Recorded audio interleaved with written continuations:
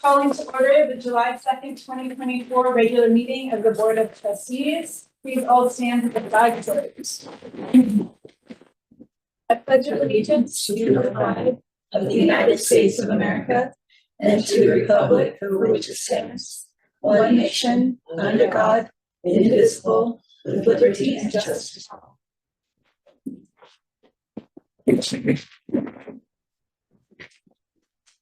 Moving on to our land acknowledgement. We acknowledge that College of the Redwoods is located on the unceded territory of the Wiyot, Hupa, Haruk, Matol, Tolowa, Wailaki, and Yurok people, where they have resided from time immemorial. We encourage all to gain a deeper understanding of their history and thriving culture. As an expression of our gratitude, we are genuinely committed to developing trusting, reciprocal, and long-lasting partnerships with the Wiyot people, as well as all of our neighboring tribes. Moving on to general public comments. Do you have any? We do not. Thank you very much. Agenda item 2.2, member comments. Trustee Dorn. I attended a Zoom meeting on Foundation where we discussed potential naming.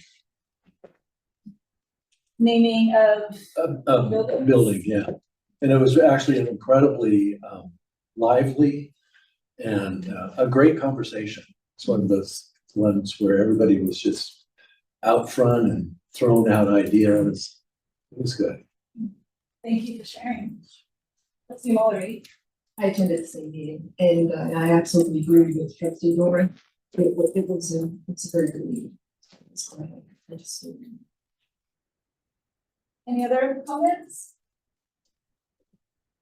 Okay. Moving on to agenda item 2.3, board committee reports. Just report that the ad hoc committee on policy review has continued to meet. I appreciate very much Trustee Mullery's assistance and input with the entire project and reviewing specific policies. And there are more today for first read. Last will be on August 15th for first read. Thank you for your hard work on that. It's been, a lot. And any other committee reports? Trustee Pedrati.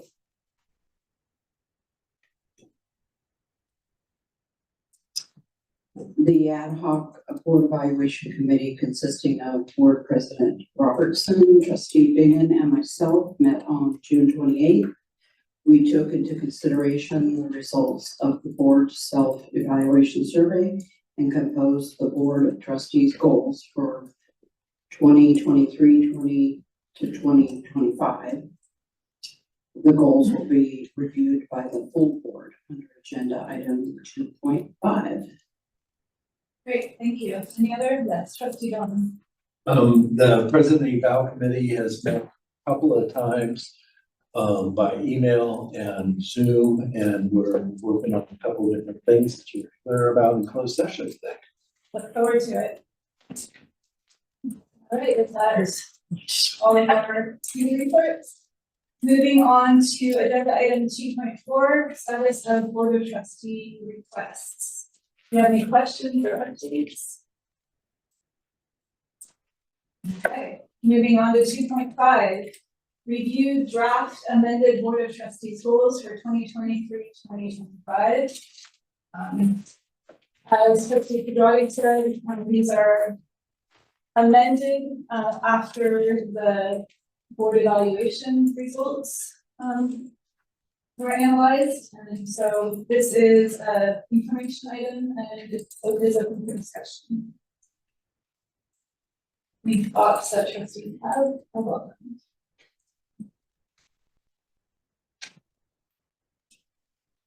Well, I will just comment that I appreciated the additions, including the bond measure, and the fact that they used our evaluation to consider.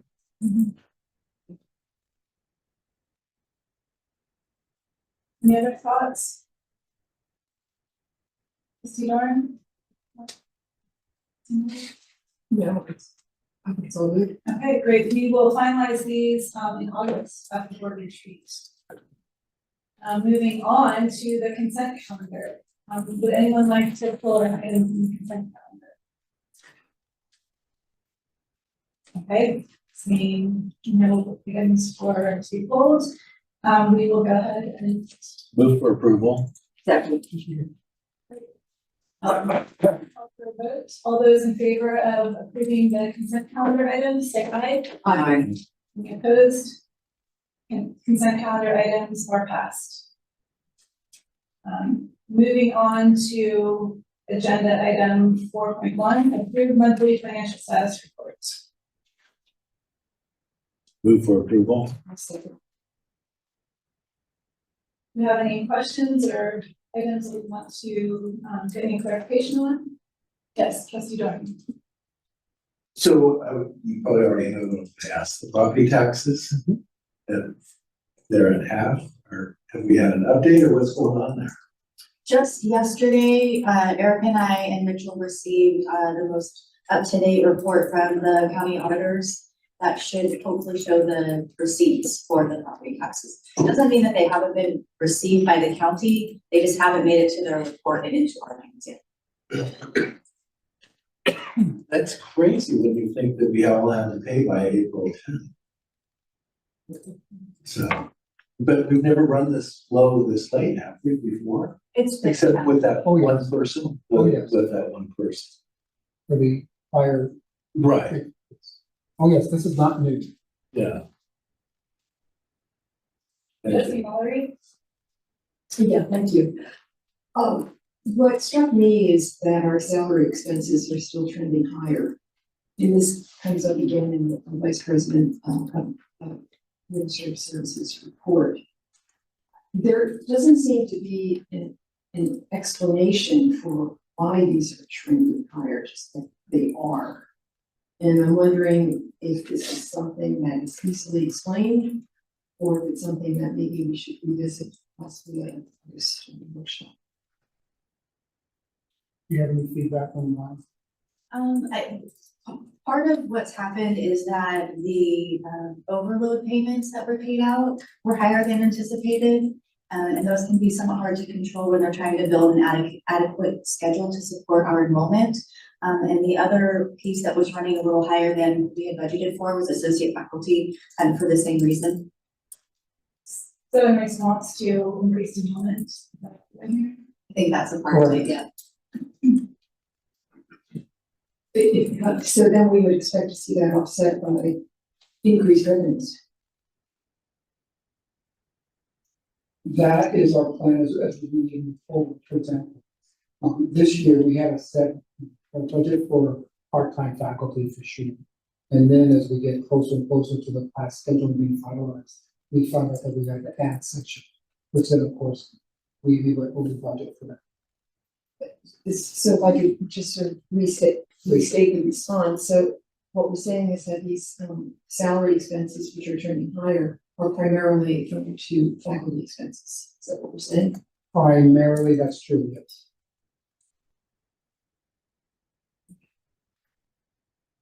Thank you.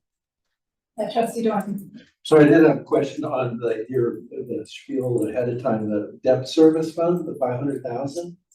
Wait, what is that? Is that for when we got the, not the bonds, but for the stadium project?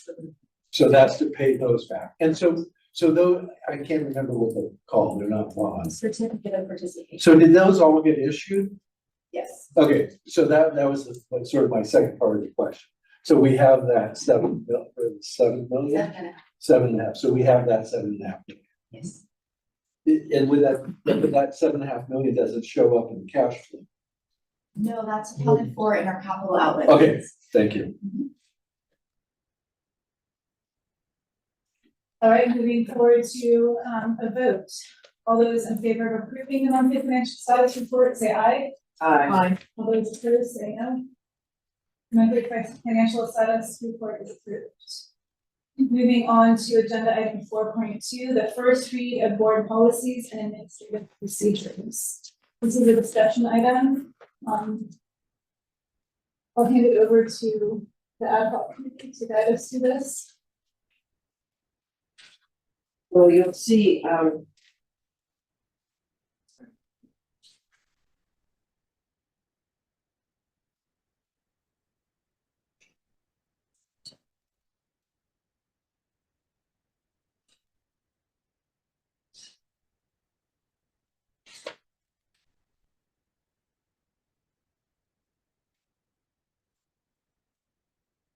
you'll see, that the policies and APs are grouped on your agenda by how much change. And the minimal changes truly were minimal. They were adding, for instance, job titles, this kind of thing. So the substantial changes, are noted. These are reflections of the current templates, meeting the legal requirements that are produced by the CCLC. And on the conflict of interest, I mean, you've been able to read them, so I just say, if you have any questions. Yeah, I was wondering on that conflict of interest, so, BP 2710, what the reasoning is behind removing that language around, the financial conflicts of interest? Should be interesting. I'm starting as responsible for everything 2017. As Trustee Murphy did mention, all of our edits really were informed by the template, including what was deleted and what was added. And of course, there were just some other minimal changes associated with pronouns. You were particularly interested in the removal of language of financial interest, is that right, or which? There's quite a bit of change. Yeah, the removal of the language around board members avoiding conflicts of interest between their obligations to the district and private business or personal commitments and relationships. And then also the language that says that to assist board members in disclosure, they'll be provided with the names and principles of any contact with the station. Okay. So I don't know if there was any justification or explanation of what we provided. They actually do not provide any justification, they just say it's certain. Okay. Council. But again, the first one, under what section is that? It was the very first paragraph. Okay, board member, and we added. No, it's We deleted the phrase board member shall avoid conflict of interest, I think because it's restated more specifically, in the next paragraph. well, in several different paragraphs and in the AP. And the one about disclosures to be provided with names of contracts under consideration, when you stop and think about it, we're not going to be in a position to provide every trustee with the details of every contract that the college is under. So it's really, as we conduct business responsibly, the trustees are responsible if they see a contract, a business, a person that they have any interest in, relationship to, or anything, they need to ask. There's no way the college can list, Yeah, I guess I read that as they shall be if they request, it's not necessarily that they must. Well, it didn't say that. But our thinking is that, yes, it's trustees' responsibility to watch for that. That's our responsibility. Nobody else can monitor our conflict of interest for it. And the college can't just publish, all of that information in case somebody might have a conflict.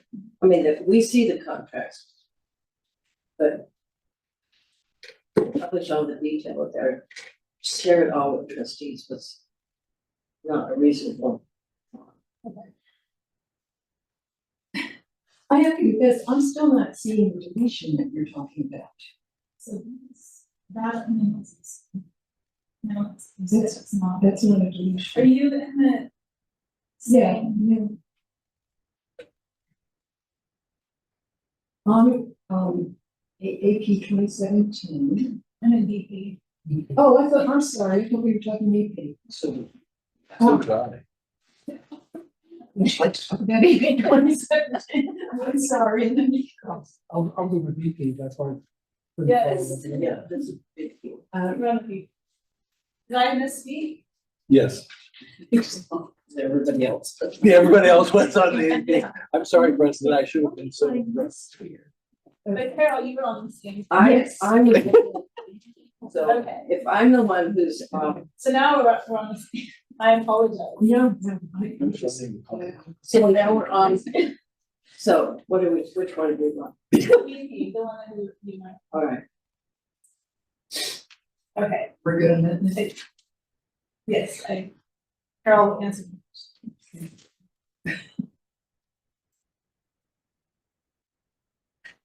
Does anyone else have any questions on any of these? At about 2710. BP. Moving on then to 4.3, the second read of board policy and procedures. This is an action item. So we'll do the- I'll move the Second. Have any questions? Yes. Yes, go ahead. I'm almost afraid to do this. So BP 2432. Yes. So my question is, what happens if the president drops dead? Well, there, I mean, it would, but that would be an appointment of longer than 3 months, so it would just go to instruction and student development, VP? I think it says in the absence of president superintendent and when an acting hasn't been named, administrative responsibility should go within order of those positions. So the board would not step in, No, so it would go there and then go, Then the next line is the board shall appoint an acting president superintendent for periods exceeding 3 months. So you have something that happens immediately right, and then something that happens by board action.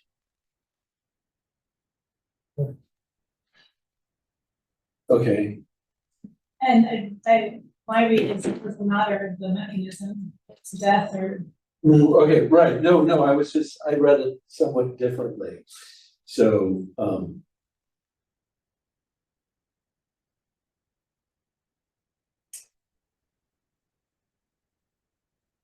Is that clarified for you? I think so, I'm just thinking of the process. Yeah, that if you have a VP and then realizing that it's gonna be more than 3 months, then the board would step in for looking for an interim or whatever, or appointing the VP for, Well, it says the board shall appoint an acting for periods exceeding. and that would exceed 3 months. It gives you 3 months to respond to what was a very unexpected circumstance. Not very long.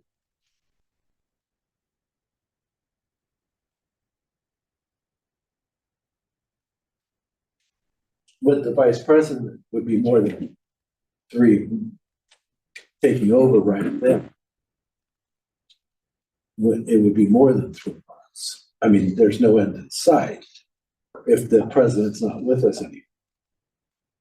No, it just says that it says exactly that the board will appoint an acting president for periods exceeding 3 months, so the decision goes to the board. If this is gonna last longer than 3 months, in the interim, we have a policy that says what's going to And happen. who's. going So to- we're Right. kind Okay. of covered, should we need to be. There's no question about what happens, this is what happens. Does that make sense to you? What's the sticking point?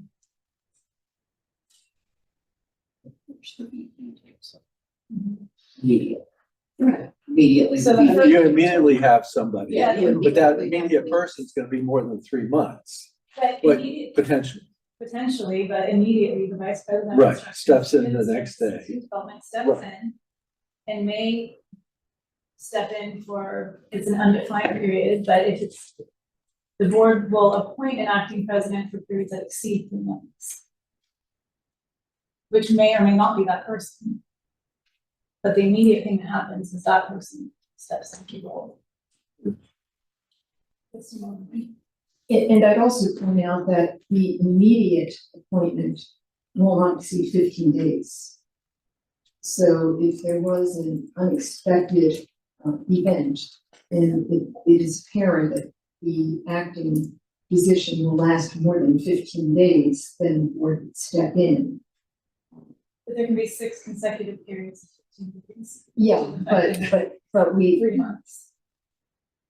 wouldn't have to do it that way. Yeah, I mean, we could immediately, after that first 15-day period, say, appoint someone, for a period that's really not defined.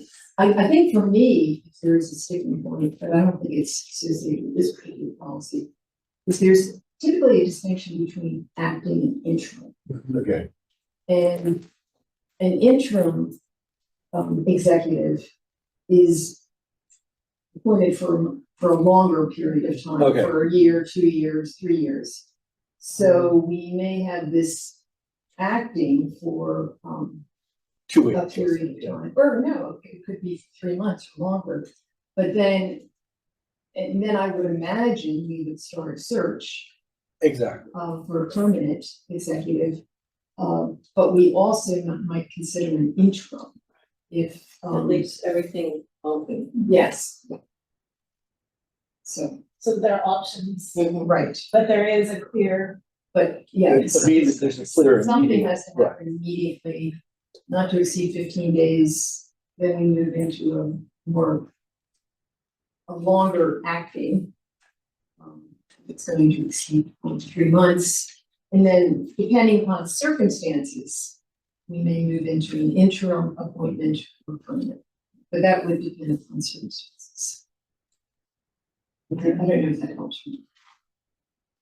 I'm just reading it. No, I think that's a broader context. Does that help, Yeah, Trustee Dorn?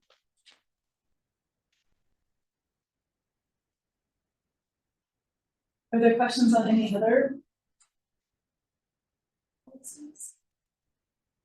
Okay, let's move, to the vote. So all those in favor of accepting these revisions and or non-revisions, say aye. All those opposed, say nay. All right. So this batch of policies is to be amended or not, as written here. Moving on to agenda item 5.1, recognitions. Thank you. I don't have anything else to add to my agenda item. Unless the trustees have a question, please. I'd just like to thank you, for these recognitions. They are a wonderful part of, our meeting. Mhm. Moving on to 5.2, emergency operations planning. The presentation, I believe. Thank you. This is Chief Michael Perkins, who you have met in the past. I've asked him to give the trustees an update on work, what they think in terms of the EOP as we move forward in the fall semester. As we have seen in the spring semester, having a very valid and robust plan in case something happens is really instrumental to this. And especially going into fall semester, surrounding the election, I anticipate there will be some angst on campus and campuses. And I want the district to be ready to respond in a way that supports free speech and protects property of students and faculty and staff lives. So with that very broad introduction, Chief Perkins, I'll turn it over to you. Sir, thank you all for making the time. Is your mic on? Mic is open. That's Kevin. Can you hear me now? Yes. Sorry about that. No, thank you all for allowing me time to come and speak to you briefly. As Dr. Thunder said, he asked that I come and give you a quick synopsis of our emergency operations planning that's happened recently as we've been revamping and enhancing that project. Just to give you a little bit of timeline on how things have played out. On May 27th, the updated Redwoods Community College District Emergency Operations Plan was promulgated by President Kramer. This document was a months-long effort generated by a collaborative team in conjunction with consultants from Community Associates. On June 5th, our Emergency Operations Center held a tabletop exercise. It was conducted to reintroduce key administrators and personnel on EOC operations. This was a simple industrial accident and structure fire scenario that was designed to really familiarize the participants with the incident command system and EOC functionality. Moving forward, on July 30th, we're going to have a second EOC tabletop exercise that's planned to help prepare for response to civil unrest events. This will provide the opportunity for key personnel to work cohesively on a simulated pre-planned event that evolves in complexity. And again, as we look at the types of events that we're going to be handling, there are responses to natural disasters, like I said, industrial type accident, something that needs a responsive plan, and there are pre-planned events that we can anticipate down the pike, including potential civil unrest. Moving forward on October 17th, that is our annual earthquake safety drill known as the Great Shakeout. That will be conducted where we have evacuations of all of our facilities and simulate, or rather test of our fire alarm system as well. We'll have a simulated EOC activation that will coincide with that and coordinate the live drill. Along with that timeline, the CRPD has been in contact with the new leadership at Cal Poly Humboldt PD to discuss resource sharing, partnerships, and training opportunities to improve readiness for both campus safety organizations. CRPD was also able to identify and offer a job to a police officer candidate that's currently in backgrounds, and presuming everything goes according to plan, and that will bring our allotted slots of 3 sworn personnel for our department, which will greatly enhance our functionality in response to events. We're also working to enhance our campus emergency notification process, which will provide a more comprehensive and friendly system. The system in place currently is cumbersome and experiencing issues with it, but I'm confident that Sergeant Watson has been looking into new technology and new providers that might provide us a more workable system for everybody's benefit. As we move forward towards the fall election, CRPD, along with allied local agencies, continue to monitor social media and looking for potential problems that might arise. That's always obviously a concern. On the plus side, again, as we look at CR in particular, we always want to maintain readiness. We're not the type of venue that is conducive to people's plans to create these types of high profile events. We're geographically separated from the rest of the community. And while that sometimes creates struggles in terms of getting resources, it also provides us some physical separation that keeps us out of the direct line of those types of events. So, but we do know that Cal Poly has more potential, opportunity for these types of issues. So, in working closely with their new campus safety administration, we're trying to work collectively to figure out how best to help them in their situation and so resources to help us as well should the need arise. I'm happy to answer any questions if anyone would like to. Thank you for being here. I was just wondering how our other two sites, at Trinity and Del Norte, are fitting into your emergency operations planning. You are, one of the pluses of this potential sworn member of our agency is he is a resident of Del Norte County. So he has some familiarity with that space as well. So we're looking to see how we can leverage that connection for added protection for that facility. We are working on our emergency response maps for all of our facilities. Again, depending on the type of emergency that we're looking at, some of these sites are much smaller in scope and have different operational needs than a large campus that we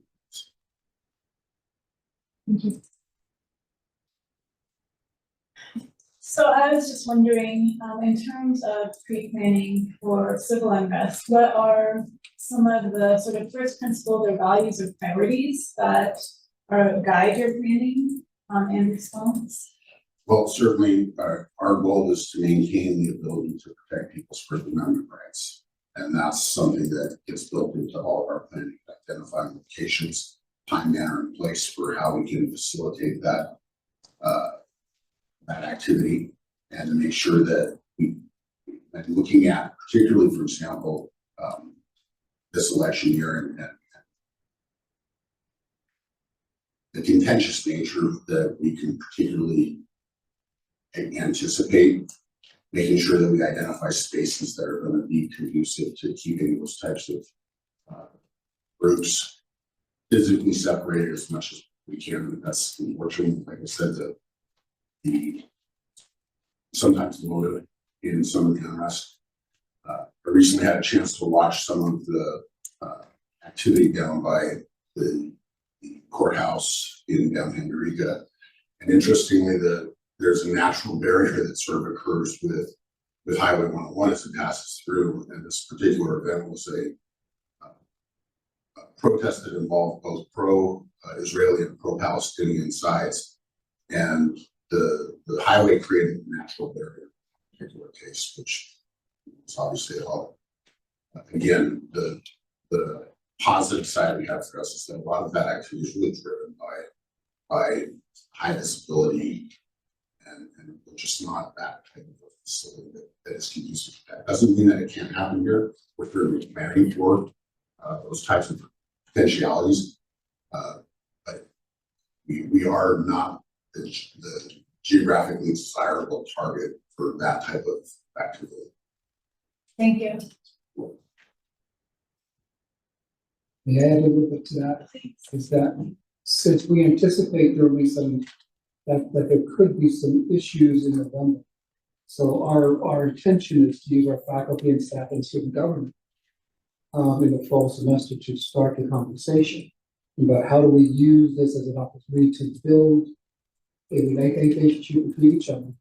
How do we talk about things, hard issues? And how do we set the opportunity to learn what's going on versus reacting to everything? So we're doing our best to lay the groundwork that folks can start talking and listening and think as critically as possible and not just react to some event or two that happens. So again, anticipation of laying the groundwork before something happens. Our first reaction is not going to be with having officers in the front line pushing people away.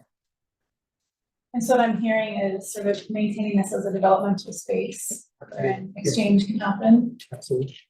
Thank you. Any other questions? Thank you very much. Thank you, Chief.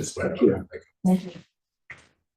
Moving on to organizational reports. 6.1, classified President Tammy Engman. Yes, yeah.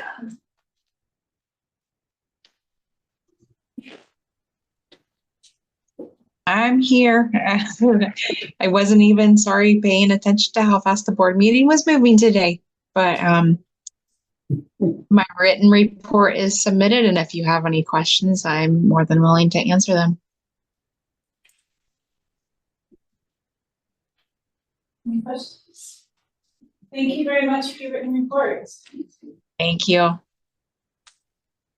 Moving on to 6.2, Academic Senate President Aaron Wall. He is not on. 6.3, Management Council President Morgan Sullivan. No, okay.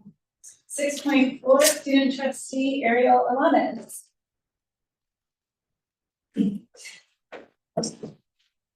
I have nothing to report in regards to the acknowledgement. I would like to say thank you for assisting me in the transition of my chosen name. So I really do appreciate Pleasure. Moving on to administrative report, 7.1, President Superintendent's report. Yahoo! That's as Yeah. far as cowboy I can speak today. But it's just, as the trustees know, that we sent out a press release that CR Cal Poly are going to form their teams. And so we intend to have a rodeo club in the fall of 24 to transition to a college team in fall of 25. Cal Poly will continue to be a club through the next few years at least. We are working on, and MOU with Ferndale Fairgrounds to make that the home of both teams, and we are very close to getting that done. We're also very, very close to starting fundraising for our teams. And is there anything but also in a week from now, we'll have CR rodeo acts. And we will make sure that each of the trustees get it. And you'll feel bad. I think it'll be covered enough. Yeah, Are they really?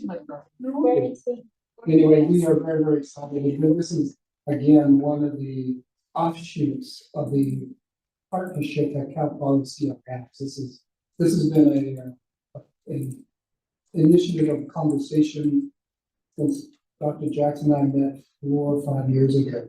This has been a dream, so we're very close to having this happen for us. And that is the extent of my Yahoo for today. You gonna bring the horse over? I think I'll borrow Tom Jackson.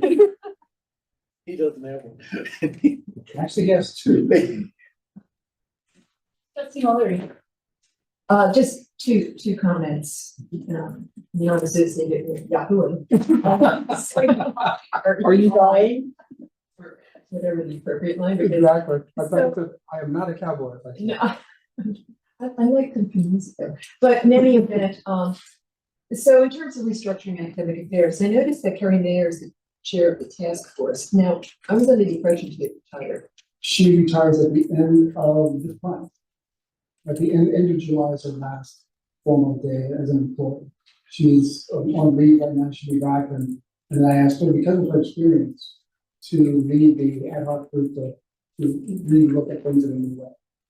And so I have to expect a recommendation in about a week and a half, Oh, okay, and then she will be wherever she wants to go. okay, well, great, I'm Can I trying. interject a question? Yeah, sure, go For ahead. this, Yes.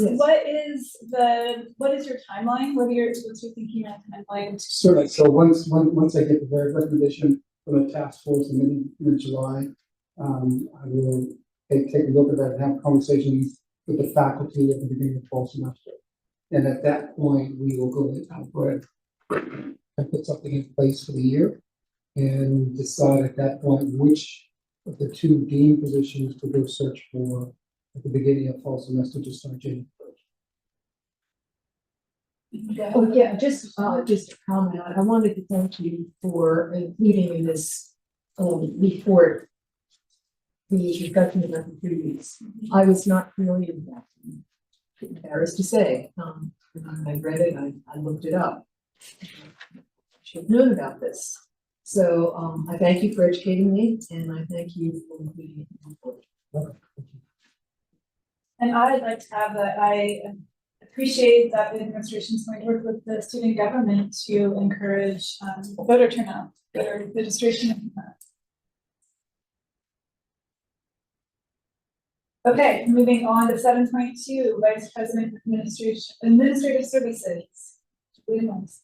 Yes, thank you. I would like to add that as far as the Delmar Center goes, the roof replacement project is complete.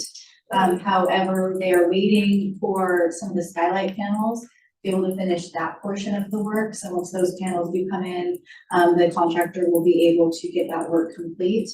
And then as far as additional work that needs to go or happen to help repair some of the status of the building because of water intrusion. The college will be publishing a request for proposal this week or next week, and that we anticipate that the recommendation to award for that work will come to the board at the September board meeting. And I'd be happy to answer any questions.